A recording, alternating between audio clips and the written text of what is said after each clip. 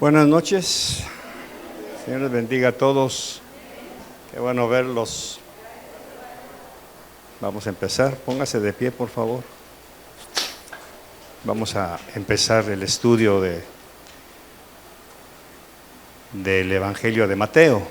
Dice Mateo capítulo 1, verso 1, en el nombre del Padre, del Hijo y del Espíritu Santo. Libro de la genealogía de Jesucristo, hijo de David, hijo de Abraham. Espíritu Santo, muchas gracias por tu palabra. Te ruego que me des sabiduría, controla mis emociones, controla, Señor, mi lengua, para no lastimar a tu pueblo en nada de lo que yo pueda decir. Te ruego que nos enseñes, porque yo también necesito ser enseñado por ti, porque yo también soy oveja de tu prado. Muchas gracias en el nombre de Jesús. Amén. Mateo es un judío que se convierte a Cristo cuando Jesús pasó frente al lugar donde él cobraba los impuestos para los romanos. Mateo era un publicano y como tal era muy mal visto por sus paisanos, los otros judíos, porque lógicamente él se había vuelto un empleado de los romanos para cobrar los impuestos. Y según los romanos, ellos no tenían derecho a tener sueldo, sino que se les autorizaba para que hicieran su propio sueldo de los impuestos que cobraban. O sea que Roma les pedía una cuota y todo lo demás que ellos pudieran alcanzar, pues les quedaba a ellos. De ahí sacaban su salario. Pero eso llevó a una situación de corrupción porque, lógicamente, la ambición personal de cada uno de ellos, como Nicodemo, que también como el que se subió al árbol, ¿me recuerdan? Zaqueo, exactamente, Zaqueo era también de ellos. Y entonces ahí con Zaqueo podemos ver el resultado de lograr su propio salario. Entonces eso nos abre la oportunidad para ver que Mateo también tenía esa costumbre, aunque él no tenía tantas cosas como Zaqueo, pero sí andaba más o menos por ese rumbo. Por eso es que Mateo es un personaje muy típico de esa época del Segundo Templo, porque se enriquecía a costas de sus mismos paisanos cuando él cobraba los impuestos. Sin embargo, cuando Jesús lo pasó tocando, dice la Biblia que solo le tocó el hombro más o menos, no sabemos qué hombro, si derecho o izquierdo, pero le dijo, sígueme. Y al instante, dice, dejando su mesa, siguió a Jesús. Posteriormente le hizo una fiesta como para presentarle a sus amigos y le hizo una cena a Jesús. Jesús lógicamente fue y ahí empezaron ciertos problemas con los fariseos, porque cuando ven entrar a Jesús a la casa de Mateo y compartiendo con esos fariseos, lógicamente para Jesús fue comprometido socialmente hablando para conseguirse el rechazo, porque quien era amigo de Mateo se convertía en enemigo de los judíos. Así que desde ese momento Jesús queda marcado por la amistad que le brinda a Mateo y a sus amigos, lógicamente. Todo esto llevó a Mateo a un encuentro muy especial con Jesús, de manera que con el tiempo, como a los 50 años más o menos, Mateo es influenciado por Marcos para escribir su evangelio. El canon pone a Mateo como primer evangelio, pero es por la genealogía que nos presenta. De otra manera, el primer evangelio que se escribió fue el de Marcos. Y Marcos, lógicamente, lo recibe de Pedro. O sea que Pedro le dictó a Marcos su evangelio, él lo escribió.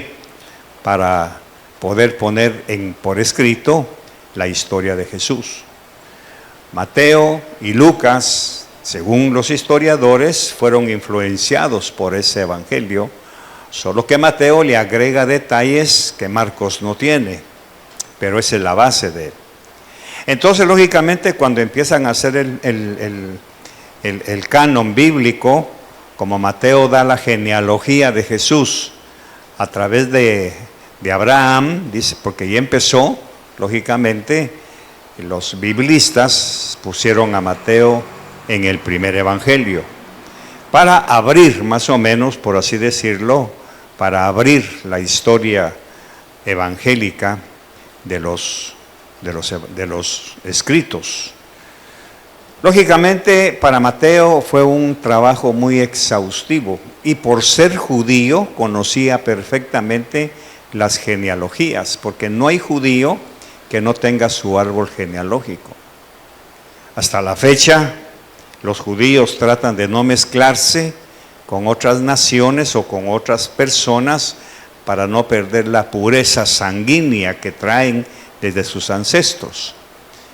Los judíos pueden rastrear su genealogía precisamente hasta Abraham, a David, a José, a estos grandes hombres de la antigüedad que fundaron las diferentes tribus, que fueron los 12. Entonces los judíos cuidan muchísimo su linaje para que puedan tener derecho a los diferentes privilegios que eso les concede. Por eso es que hasta la fecha hay personas dispersas en el mundo que tienen un ancestro judío, pero mientras reúnen toda la información y logran llegar a tener su árbol genealógico, y esto se lo digo por historia, en Israel le dan inmediatamente la ciudadanía, porque pueden demostrar que son descendientes de judíos hasta alguna generación. Por eso es que es interesante ver la genealogía de Jesús a través de Mateo o de Lucas, porque los estudiosos, o sea, los escritores, fueron rastreando toda la historia de Jesús para llegar de dónde venían y si realmente era merecedor Jesús de ser llamado Rey de los Judíos. O sea que estos reyes cuidaban mucho su historia familiar para no perder el privilegio de ser reconocidos como judíos. Por eso es que cuando usted lee el Antiguo Testamento y regresan Esdras y Nehemías, cuando vienen de la cautividad y empiezan a buscar judíos de nacimiento, de pura cepa, usted encuentra que algunos, dice, no pudieron demostrar su genealogía y entonces no pudieron formar parte de los que iban a reconstruir el segundo templo, o reconstruir, el templo de Salomón, que había quedado solo, destruido, como nos habla la historia a través de Nehemías, a través de Esdras, que llegaron de Babilonia a reconstruir los muros. Usted va a encontrar ahí que dice, y entonces unas personas no pudieron demostrar su genealogía, por lo consiguiente se les prohibió participar. Esto se lo cuento para que usted vea la importancia que tiene para un judío cuidar muchísimo su genealogía. Y eso nos sirve a nosotros también para cuidar muchísimo nuestra propia genealogía. Lógicamente no estoy hablando de un árbol genealógico espiritual como ellos, no lo tenemos. Pero como nosotros somos hijos de Dios a través de Cristo, ahí es en donde está el problema. Por eso algunas veces la nueva juventud, por así decirlo, los que desconocen estos principios, no cuidan su genealogía espiritual y se mezclan con las gentes del mundo, haciendo que ¿cómo decirlo?, su pureza, por así decirlo, espiritual, sea burlada, sea pisoteada por la relación que puedan tener con otras personas. Por eso usted va a ver en todo el Evangelio de Jesucristo que hay sentencias, hay advertencias. Pablo especialmente enseña: con esos ni coman, no se junten con los incrédulos. ¿Por qué? Porque tu genealogía no te lo permite. Lógicamente, para nosotros de origen latino y con mente griega, eso no funciona, porque no estamos enseñados. Por eso es que los judíos no se mezclan con otras personas y tratan de evitar en todo lo posible participar en fiestas, reuniones. ¿Por qué? Aquí está la cosa: porque su linaje no se lo permite. Su linaje. No es que sean un linaje especial ellos, aunque sí lo son biológicamente. Pero nosotros, dice Pedro, somos ¿qué? ¿Qué dice? Linaje escogido, real sacerdocio, nación santa, pueblo adquirido por Dios, por Él. Ahí está el problema, que nosotros, desconociendo las genealogías de Jesucristo, entonces lógicamente obviamos nuestra propia genealogía. Por eso es que nosotros, los cristianos nacidos de nuevo, inmediatamente somos trasladados del reino de las tinieblas al reino de la luz, para formar parte del linaje de Jesucristo. Nosotros no venimos de Abraham, no venimos de David, no venimos de Jacob. Vamos a ver todos los nombres que están aquí, que son muy interesantes. Nosotros no venimos de esta genealogía, venimos de la genealogía de Cristo.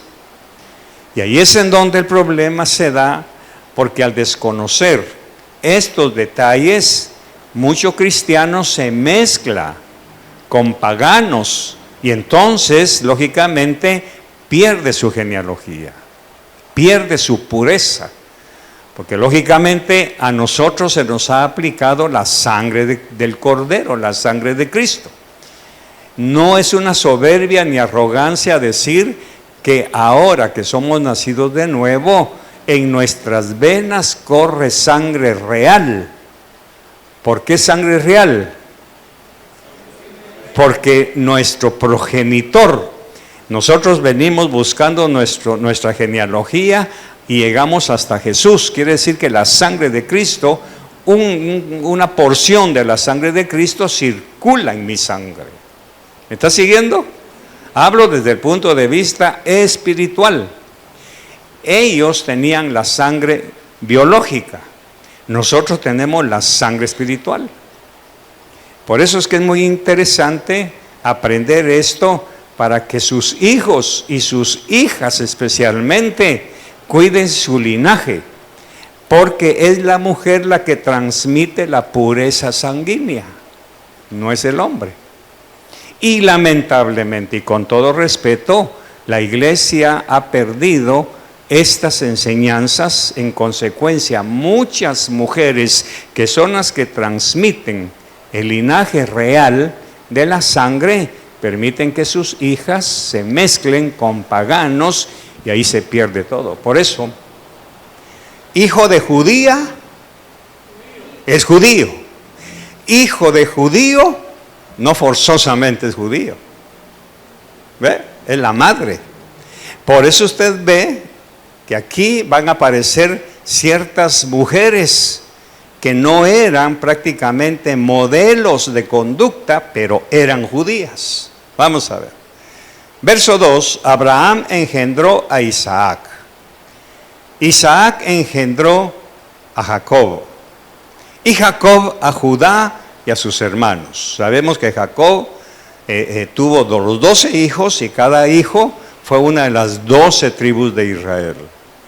Lógicamente, esos 12 hijos de Jacob se corrompieron su linaje. Y a la venida de Jesús, prácticamente esos 12 hijos que eran las 12 tribus habían sido ya desperdigados. De las 12 tribus se perdieron 10.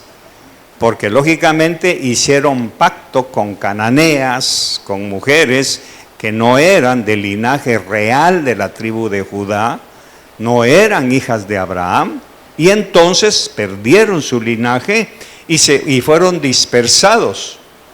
Ahora vamos a entender por qué Jesús llamó 12 apóstoles, los apóstoles del Cordero. Al haberlos escogido, está prácticamente mandando un mensaje. Ya no van a ser los 12 hijos de Jacob los que van a representar el reino de Dios, que a ellos les tocaba. Pero como perdieron su pureza, su linaje, el Señor viene y levanta nuevos, por así decirlo, una nueva generación de hijos, ya no de Jacob, sino hijos de Dios. Por eso fueron 12 apóstoles, cada uno ocupando el lugar. Por eso fue que Jesús los envió. Cuando Él vino a la tierra, vino a buscar qué encontraba, aunque Él ya lo sabía, pero es para nuestra enseñanza. Él vino a buscar ¿a quiénes? A las ovejas. ¿Quiénes eran las ovejas perdidas? Eran los descendientes de los 12 hijos de Jacob. ¿Ya lo vio? ¿Y los encontró? No los encontró. Entonces levantó a 12 discípulos, uno por cada hijo de Jacob, para que ellos fueran a cumplir la misión de encontrar a las 12 tribus, a las tribus perdidas de la casa de Israel, no de la casa de David, de la casa de Israel, o sea, de Jacob. Entonces vemos en el verso 3, Judá engendró de Tamar a Fares. Vea que la Biblia, o Mateo, como buen judío, nos menciona a las madres. El padre engendra de Tamar.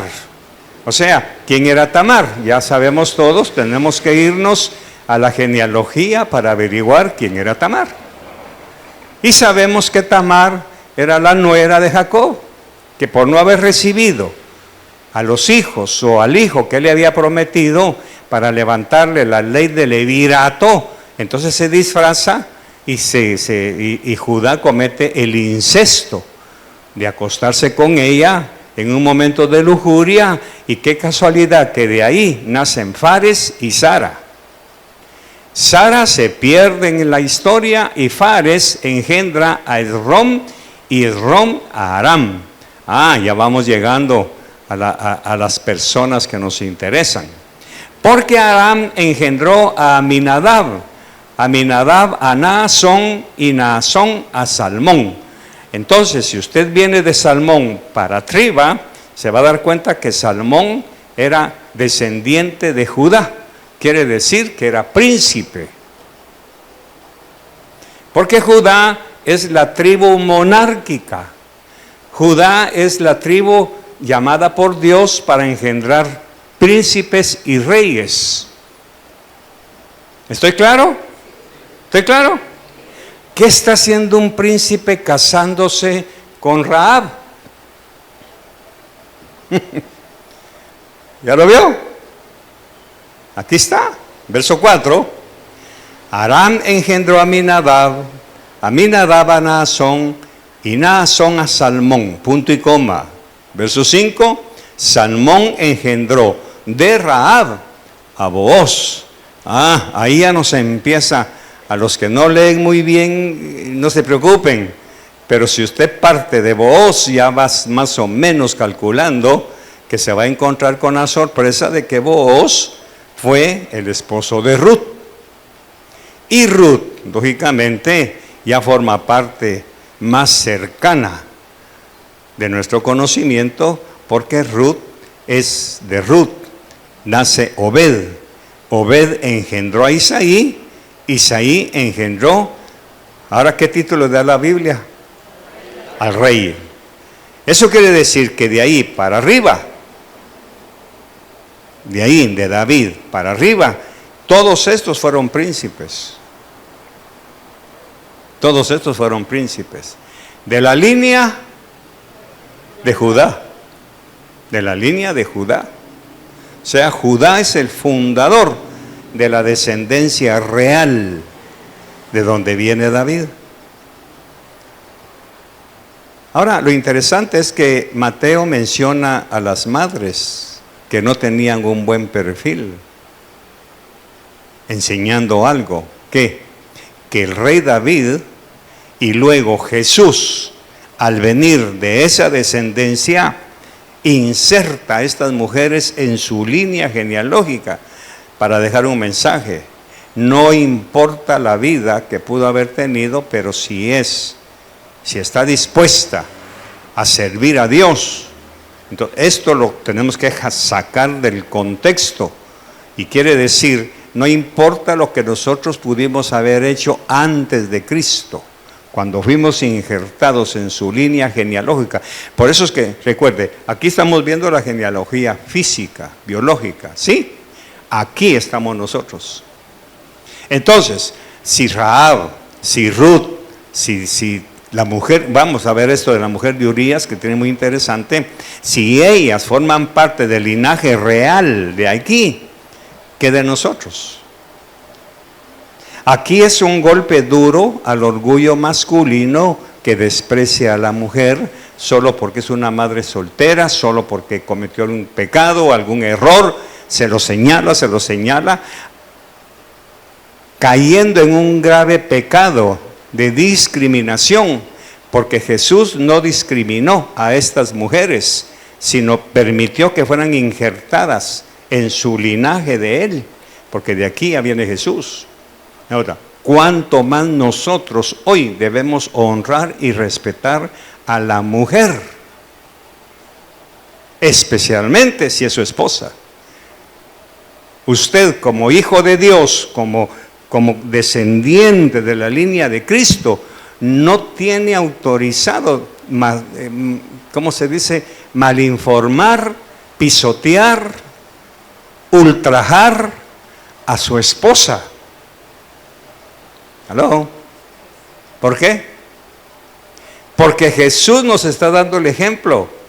Si en mi línea entraron Ruth, que era una moabita, y de ahí vengo yo, ¿por qué tú le faltas el respeto a tu esposa solo porque crees que no es merecedora de la honra y la dignidad que debes darle? Por eso es que Jesús vino a honrar a la mujer. Cualquiera podría, por ejemplo, Mateo podría haberle dicho, Jesús, pero tu bisabuela es Ruth, una moabita. Y la Biblia allá atrás en el Antiguo Testamento dice que ningún moabita podía entrar a formar parte del pueblo de Israel. Y tú eres bisnieto, por ejemplo, David es bisnieto. Saquemos el árbol. Dice que Obed engendró a Isaí, e Isaí engendró al rey David.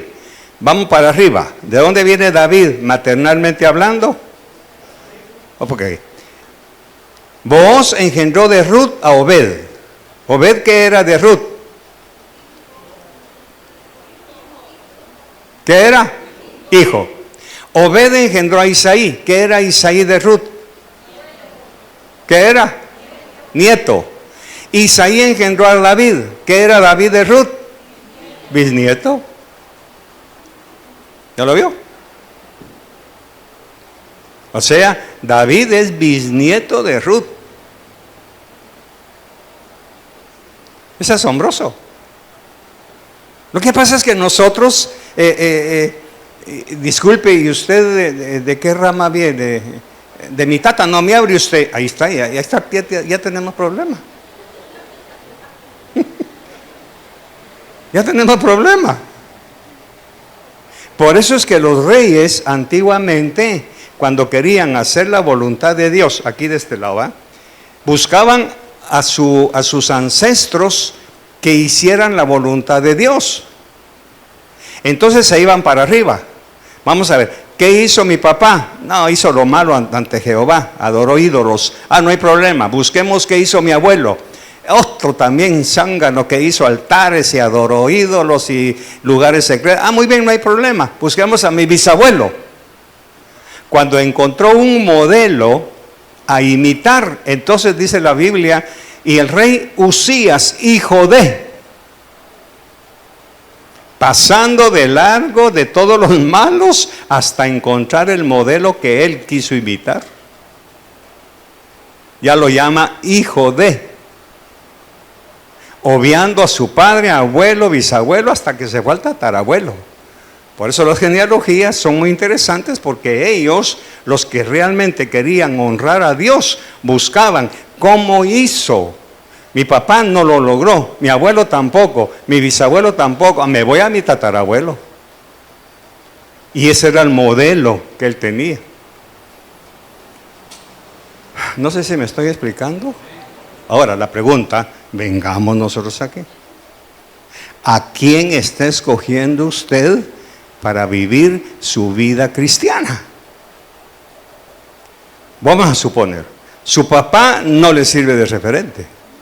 No hay problema, váyase para arriba o váyase para atrás, pero yo prefiero para arriba porque es de arriba para abajo. Váyase para arriba, vaya para arriba. Entonces usted ni yo tenemos autorizado a través del linaje de decir, es que mi papá, usted fue borracho, por eso míreme a mí. No. Es que mi papá fue un adúltero de primera. Eso no lo autoriza a usted a repetirlo. ¿Aló? Es que mi mamá me pegaba con escobazos. Eso no tiene nada que ver. Busque una mamá de las antiguas, de sus abuela, bisabuela, tatarabuela, que haya sido una mujer de amor, de ternura, de respeto, de dignidad. Por eso es que hoy estamos viendo una pérdida de valores familiares a través de la madre. Porque es la madre la que transmite. En este caso, ¿quiénes son las madres de David? Nada menos que Rahab, Ruth. Y ahora vamos a hablar del verso 6. Y David engendró a Salomón, de la que había sido mujer de Urías. Un momentito, aquí falta algo. ¿Qué falta? El nombre. ¿Por qué no nos dan el nombre? Porque Mateo, por inspiración del Espíritu Santo, es tan respetuoso que no menciona quién había sido la mujer de Urías. La cubre. Porque todos sabemos que fue un pecado espantoso. No solo fue adulterio, sino incluyó el asesinato, sino también incluyó la muerte inocente del niño. O sea, hay un entramado aquí. Entonces el Espíritu Santo le dice a Mateo, no menciones a Betsabé, menciona mejor que era la mujer de Urías, como suavizando.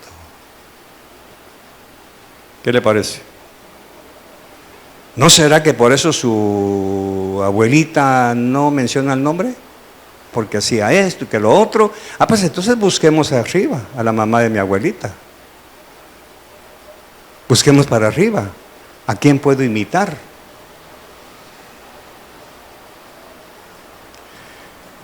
No sé si me estoy explicando bien. Por eso es que no tenemos el nombre. Imagínense que nadie ha leído el Antiguo Testamento. No conocen de Malaquías para atrás, no lo conocen. O sea, viene, a veces en las iglesias se regalan Nuevos Testamentos, ¿verdad? Por ejemplo, Gedeones en los hoteles ponen Nuevos Testamentos. Y viene un lector del hotel, empieza a leer y se encuentra con que, y David engendró a Salomón, de la que había sido mujer de Urías. Él sigue de largo, pero hay un vacío. En cambio nosotros, como conocemos todo el linaje hacia atrás, sabemos quién fue la mujer de Urías. ¿Y qué pasó con ella? No, es que hay una historia muy oscura ahí. Sin embargo, hay un misterio aquí, que de lo oscuro Dios saca un diamante. ¿Y quién salió de esa oscuridad? Salomón, el hombre más sabio, más rico y más poderoso de toda la historia, que incluso superó a su propio papá. El problema fue el final de Salomón. Ahí fue donde ya no fue mejor que su papá. Entonces, hablemos de nosotros. ¿Quiénes han sido sus ancestros? ¿Conoce usted la historia ancestral de su vida? Sí, pastor, la verdad es que me da vergüenza mencionar. Por ejemplo, preguntémosle a Salomón. Oye, Salomón, ¿y tú me podrías hablar de...? No toquemos ese tema, pastor. No me gusta. ¿Por qué no le gusta? Que su mamá no es ningún modelo a seguir. Pero Dios, ahora vengamos para acá. El Señor nos está dando una lección. No importa tus ancestros qué hicieron. Lo interesante es qué vas a hacer tú. Lo que vale no es lo que hicieron allá atrás. Lo que vale es qué va a hacer usted. Entonces yo me voy un poquito más hacia adelante con el perdón del caso. Cuando hablemos con su hija y le preguntemos, ¿y usted me podría decir, hablar de sus ancestros? Empecemos por su mamá. ¿Qué huella está dejando usted en su hija como para que su hija dentro de 20, 25 años pueda sentirse orgullosa de usted? ¿Está usted trabajando el futuro en sus hijos? ¿Les está dejando un legado de linaje del que ellos puedan sentirse orgullosos sin caer en un orgullo de pecado, sino satisfechos? ¿Está dejando usted eso? Porque ese es el problema de Betsabé, que no le dejó un legado de honor a Salomón. Por eso es que no se menciona su nombre, para no avergonzarla. Pero nosotros sabemos la verdad. Betsabé no fue un modelo. Sin embargo, ¿qué salió de Betsabé? Un rey poderosísimo. Pero no por ella, sino por quien le engendró, David. Entonces, se da cuenta que la madre tiene un poder, ¿cómo se dice? Un poder expansivo sobre su generación. Que su hija pueda decir, no, es que mi mamá fue esto. Y luego viene la nieta, no, es que mi abuelita hizo esto. Y luego viene la bisnieta, no, es que mi bisabuela, yo vengo de la bisabuela. Me han contado que mi bisabuela, me han contado que mi abuela. ¿Y la bisabuela va a ser usted? ¿Va a ser usted? ¿Va a ser usted? ¿Ve por qué es importante conocer nuestro linaje ahora? Por eso cuando yo hablo con los hombres, con todo respeto les digo, yo tengo que cuidar muchísimo, porque aunque yo cuido mi linaje, mis exabruptos, la parte humana, si usted me permite, aunque siempre sigo usando humano, pero la parte de pecado me hace todavía saltarme, por así decirlo, la línea roja.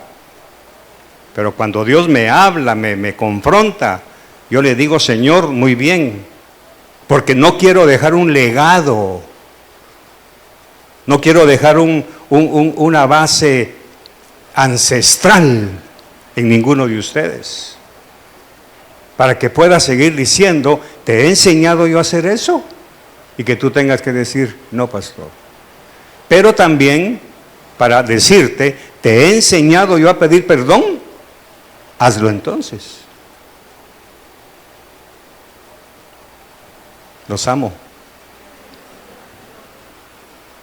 Ve lo que son las genealogías. No es solamente un adorno. Sigamos.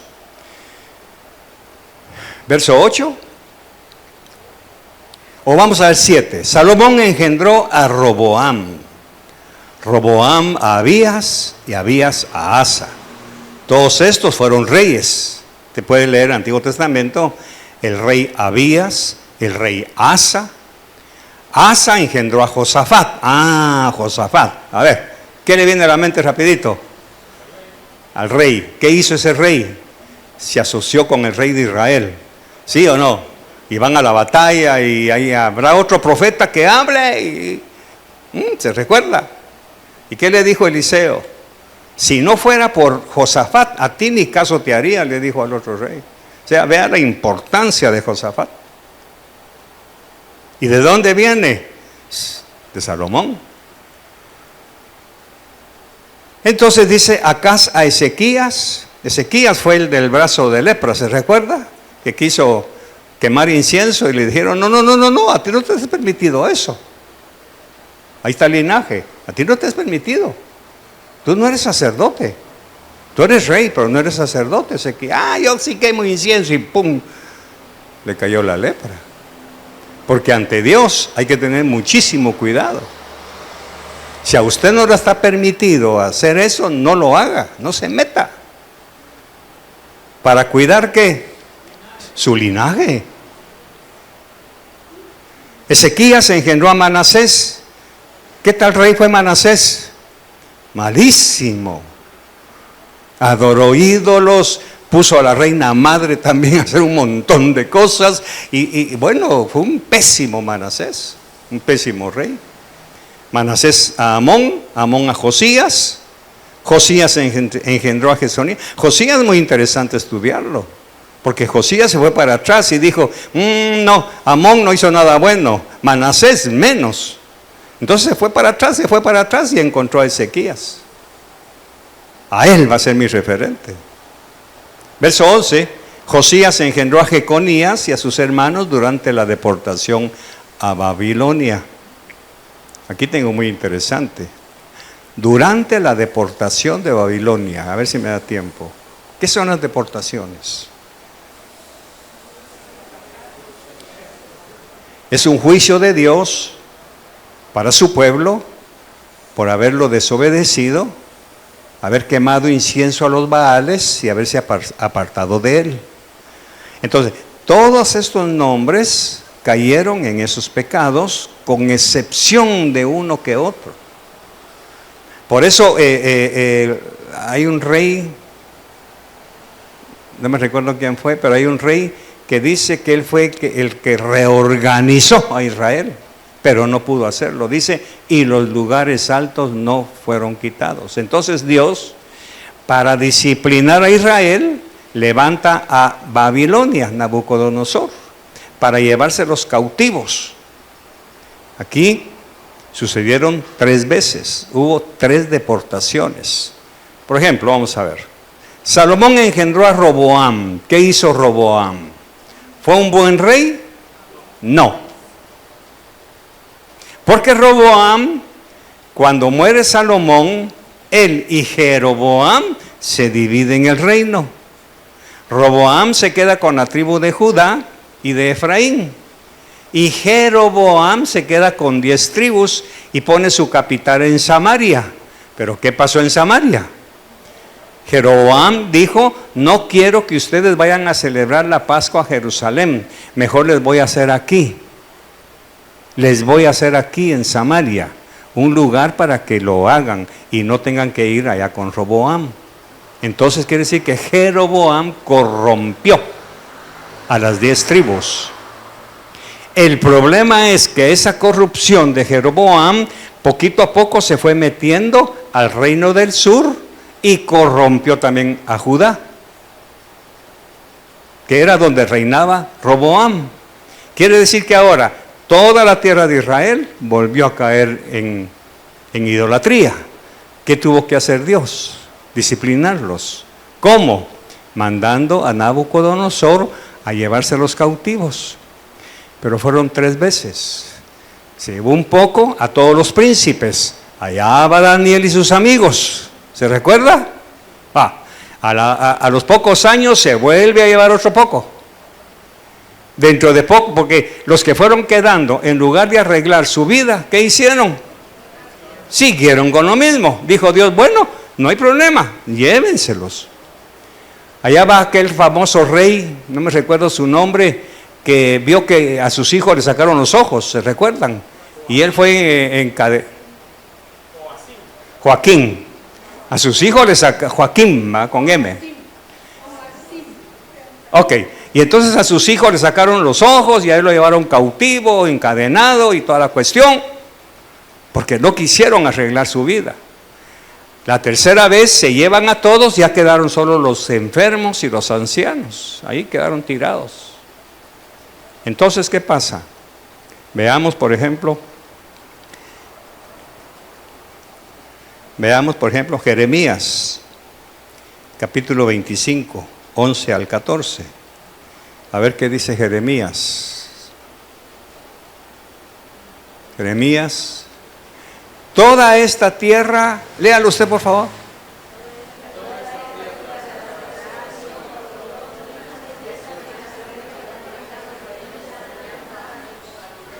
Doce.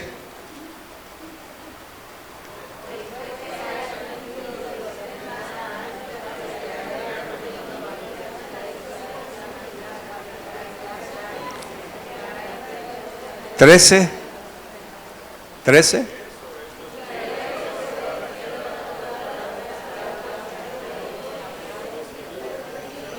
Y 14.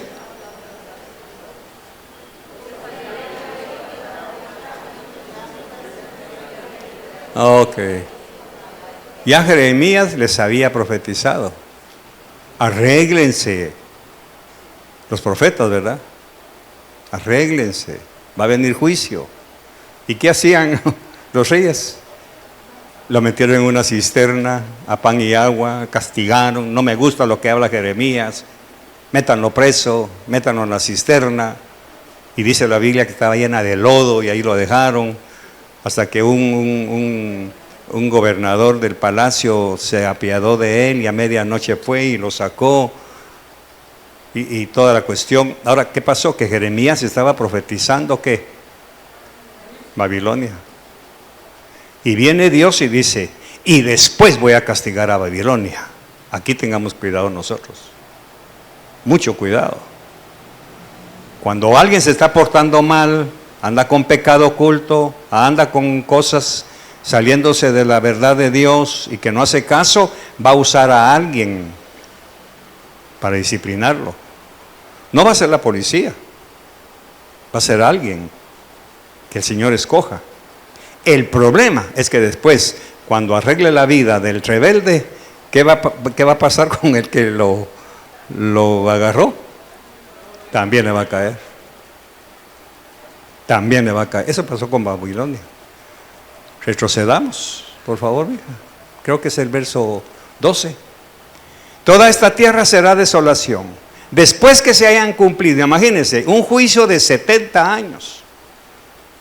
Por eso cuando usted lee esa historia, ya en el Antiguo Testamento les mandó un profeta y les dijo, dice Dios que de aquí no van a salir hasta que pasen 70 años. Construyan casas, cásense, tengan familia, siembren, porque de aquí no se van, mis queridos. ¿Qué sentiría esa gente, Raulito? Se pegaban. ¿Cómo es posible que no obedecimos? Pues sí. Señor, perdónanos. Sí, los perdono, pero no les quito lo que les dije, porque ya estaba profetizado. ¿Qué va a esperar usted para santificarse? ¿Qué va a esperar? Mire, mensaje tras mensaje, palabra tras palabra, estudio tras estudio, y no hay modo. Primer error, ¿cuál es? Que dijimos, quiero terminar aquí. Primer error, no reconocer de qué linaje somos. Por eso yo les he enseñado a algún grupo especial de la iglesia que les digo, a mí no se me permite hacer eso. Aunque claro, mi naturaleza lo hace, pero yo conscientemente no lo voy a hacer, no se me permite. Por eso les he hablado muchas veces, yo no puedo usar jeans. A mí no se me permite, a mí, usted úselo, no es pecado, a mí no se me permite. Yo no puedo andar en playera, en centro, en la calle, a mí no se me permite. ¿Por qué? Por el linaje. Especialmente porque yo sé de qué linaje soy. No es de los Berché, linaje de Cristo. A ustedes no se les permite andar en minifalda. No se les permite. ¿Por qué? Por el linaje que hace una reina. Por eso a mí me gusta mucho estudiar y leer cómo son las monarquías terrenales. Leí un artículo ahí que esta patoja que se casó con el príncipe, no sé si Carlos o el otro, feliz andaba con sus jeans y la reina la llamó y le dijo, miren, venga para acá, nuera. Aquí no se permite que ande así en jeans. Aquí se tiene que ir con su vestidito, usar su sombrero cuando vaya a alguna fiesta. Aquí se le prohíbe andar así. ¿Y qué tuvo que hacer? Fuera con los jeans. Si quiere ser del linaje de la Casa Real de Londres, sujétese.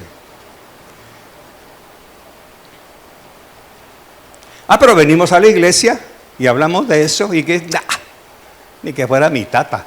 Es que no es su tata. Es su linaje.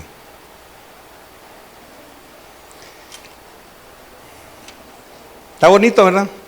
No me estoy pasando de la raya. Gracias.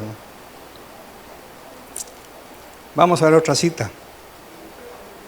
Jeremías 29, por favor, hermana Elsie. Jeremías 29, verso 10. 4 capítulos adelante de ese. Y con eso nos vamos. Pues así dice el Señor: cuando se le hayan cumplido a Babilonia 70 años, yo os visitaré y cumpliré mi buena palabra de haceros volver a este lugar. Ahí fue donde llegó el rey Ciro. Ya no es Nabucodonosor, sino el rey Ciro. Por eso es que Daniel sirvió en 4 gobiernos: Babilonia, Ciro, y no me recuerdo los otros. Entonces viene Ciro y les dice: ¿quién se quiere ir a Jerusalén a reconstruir sus... Ahí yo voy, dijo. Yo también, dijo Esdras, porque el Señor ya había visitado a su pueblo. Veamos el 11. Porque yo sé los planes que tengo para vosotros, declara el Señor. Planes de bienestar y no de calamidad, para darles un futuro. ¿Cuál era el futuro? La reconstrucción de Jerusalén. Ahí fue cuando el copero del rey recibió noticias y se puso triste, y el rey le dijo: ¿qué te pasa? ¿Quién fue? Nehemías. Ahí. Sí, pero rey, ¿cómo voy a estar contento si la casa de mis padres, los muros de mi ciudad están caídos? ¿Y qué pides? ¿Cómo es posible que un rey pagano le pregunta a su copero: ¿qué quieres?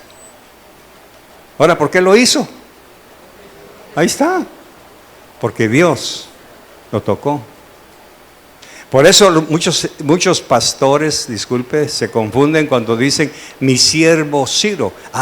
Era de Jehová. No, siervo en ese sentido es todo aquel que hace la voluntad de Dios, aunque no sea de su pueblo.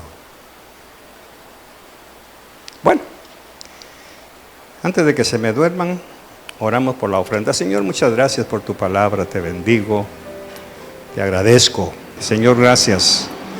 Bendigo la ofrenda y gracias por recordarnos de nuestro linaje, que somos linaje real, real sacerdocio, no somos cualquier clase de personas, pero nosotros por ignorancia nos hemos rebajado a vivir como los del mundo. Perdónanos y gracias por esta noche. Llévanos en paz a casa y bendice la ofrenda. En el nombre de Jesús, amén y amén.